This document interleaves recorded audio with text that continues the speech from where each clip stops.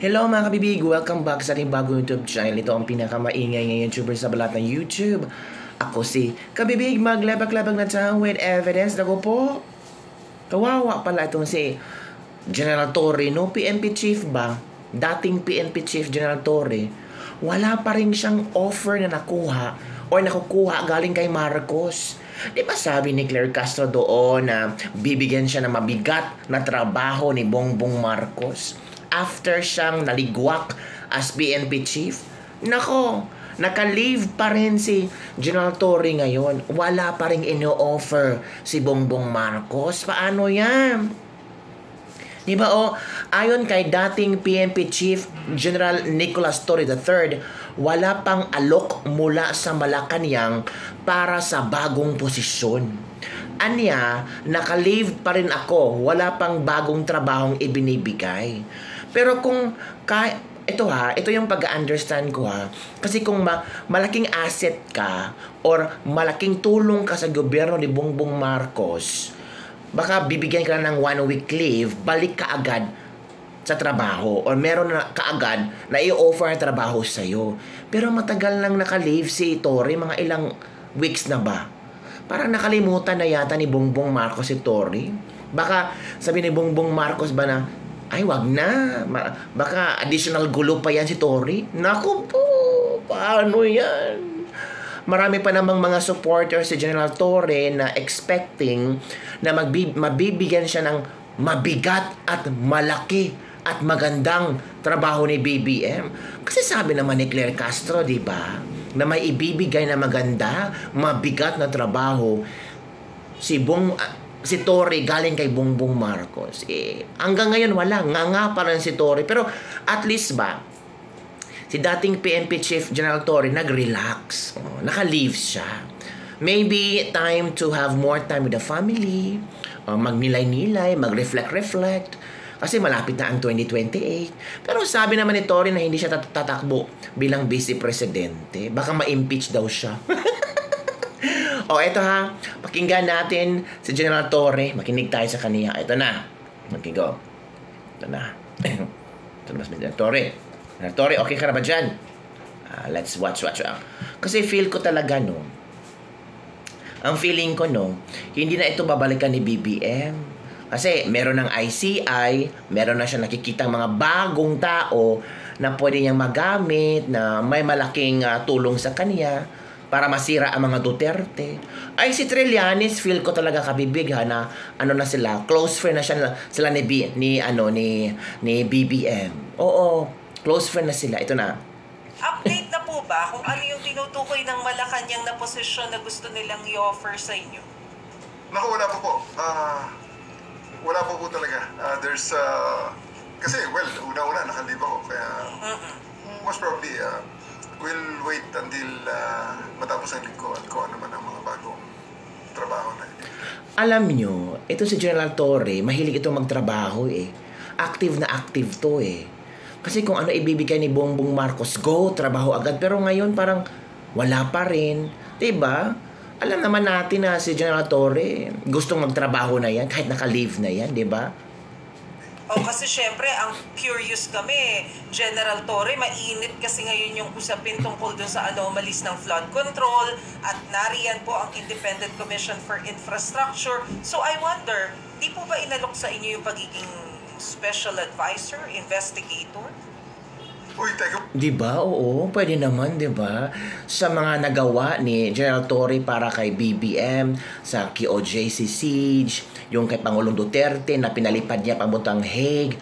Diba? Malaking contribution din si Torre sa BBM administration. Yun na nga. Pero yung ibang tao, hindi ito tinitingnan na contribution ni Torre. Ito yung may nilabag si Torre, lalo na sa yung mga human rights. Pero sabi ng iba, malalaman natin yan kung may karma kay Torre sa tamang panahon. Huwag kayong ganyan. Okay, let's listen. Muna, filled up naman ang ICI na and they're going full steam. Kung ano man ang mga nangyari before, mas magandang pag-usapan na rin natin yung aking advocacy. Well, kabibig, alam mo, kung talagang gusto ni BBM na si Torre ay uupong investigator, pwede namang gagawin ni BBM yon. Pero parang nakalimutan na yata kabibig si Torre. Ito ang mga komento ng ating mga netizen.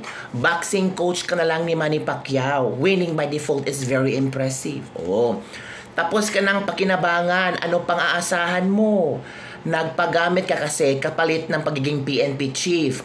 Kaso pinatikim ka lang saglit, sinibak ka rin agad. Oy. Pauto ka ulit. Grabe ka naman, isip-isip trabaho yon, utos yun ng boss niya. Ito pa. Ikaw daw, tighuga sa sampot ni BBM. Huwag naman po kayong ganyan kay Torre. Ito pa. Magtanim ka na ng kamote, Torre. Kinalimutan ka na ng boss mo. Darating ang oras itong may kaso ka na. Hala ka, may kaso na daw. Mag-isip ka na, wag ka nang sumapi sa kanila. Gagamitin ka lang to save their faces. Hi, iwasan na ang pagtanga-tangahan please, General Torre, from Mar Ivit. General, hindi ka nakukunin para makaiwas si Bangag sa pagkidnap kay PRRD. Sa'yo, lahat may isisi ang kagagawa ng admin na ito. Nagpagamit kayo kasi sa 2028, kau ang unang ikulong ni VP Inday. Sa bagay, ba't di nyo binigyan ng due process si PRRD? Mayroon naman tayong batas sa Pilipinas. Posible din no na ini-exclude na ni BBM si Torre kasi baka lalong madadamay siya. Or baka naisip ni BBM na ay kailangan na akong umiwas kay Torre kasi hindi natin alam magkaroon ng sobrang madaming kaguluhan sa Pilipinas at mananawagan na ang taong Marcos resign. Natural, oo po ang Vice Presidente. Malilintikan ako dito. Posible daw.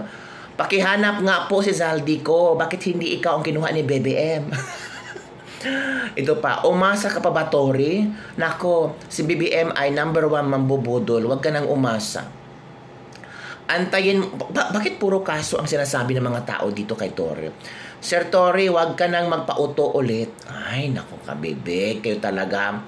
Wala ka na, ginamit ka lang ni Bangag, tapos tinapon ka agad. Wala ka nang pakinaban sa kanya. Mas favorite ni Bangag ang 2 Rimulya kaysa sa'yo. Oh. Sa totoo lang, General, ang talino mong tao. Kaya gamitin mo yan para sa taong bayan. Talaga namang inabuso na ng todo nila ang ating pera. So, pumanig ka sa tao, wag sa mga buayang politiko. From Zenen Amoy Israel. Wag ka nang tumakbo, panalo ka na daming ang umiyak. Ay, paano tumakbo si Torre?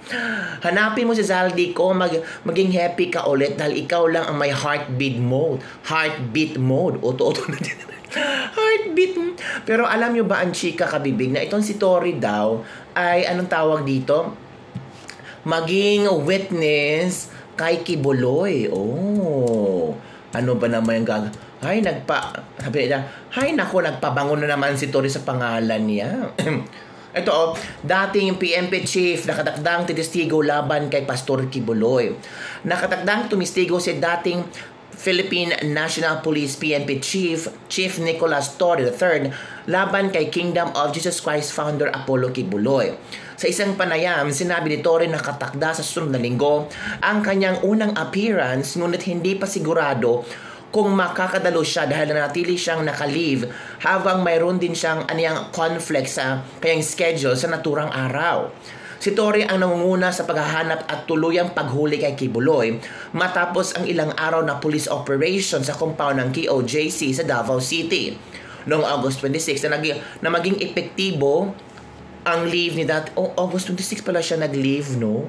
So, 1 month na ay 2 months na siya naka-leave. Grabe. Ilang buwan ba ang leave ni Torre? Hanggang October 31 ang leave ni Torre. Giit ang general na natili ang kanyang suporta sa mga proyekto ng pamahalaan kasama na ang bagong Pilipinas program ni Pangulong Bongbong Marcos. Sa kabila ng mga kasalukuyang kaguluhan, aniya, hindi rin dapat mawala ang suporta sa bawat isa sa ligang batas at pagsunod sa chain of command. Yan kabibig. So yun, titistigo si Kibuloy pero sabi niya baka conflict of time, hindi siya makakapunta. Oh, wow! May conflict of time. Pero bad news din kay Torre kasi ibinasura na Department of Justice ang mga reklamong sedisyon na isinampa ni dating PNP Chief Nicolas Torre III laban kay Attorney Israelito Torion, abogado ng Kingdom of Jesus Christ leader Pastor Apollo Quibloy, former NTF-ELCAC spokesperson Lorraine Badoy Partusa, at ilang miyembro ng KOJC. Oh, yan. Naku, paano yan?